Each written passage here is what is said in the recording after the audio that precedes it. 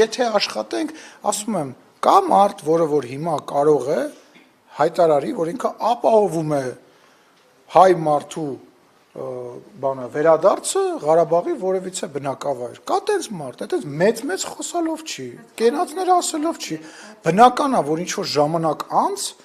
այո, ինչ որ մարդիկ, երբ որ հարաբերությունները կնորմալանան, կարող են գնալ միգուցե իրանց տներում ապրեն, եթե այդ հնարավորությունը լինի, իհարկե դա, բայց այսօր խոսալ էդի ինչ կենաց, ուզում հասկանում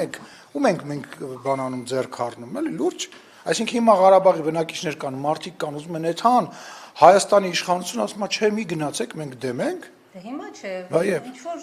ինչ որ դեպքում ինչպես եղավ, պարոն։ Տեսեք, Գազայի ուրեմն տեսեք, այ շատ լավ օրինակ բերեցիք։ Միջազգային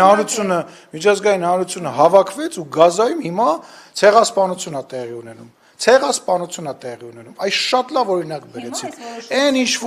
ինչ որ, այո, ամեն օր, ամեն Աստծո օր։ Ուրեմն այն ինչ որ դուք բերեցիք օրինակ, ամենալավագույն օրինակն է։ Ուրեմն այն մեծ խոսացող մարդիկ, քաղաքական գործիչները, իբր մեկնաբաններ, ով ինտերնետին մուտք ունի, համարում է, որ ինքը մեկնաբան է քաղաքական, որ մեծ խոսում են, ասենք մենք կարող ենք երկրորդ Գազան դառնայինք։ Երկրորդ Գազան, այդ ինչ պետք է անեին, այդ ոնց էր այդ իսպանացու անունը։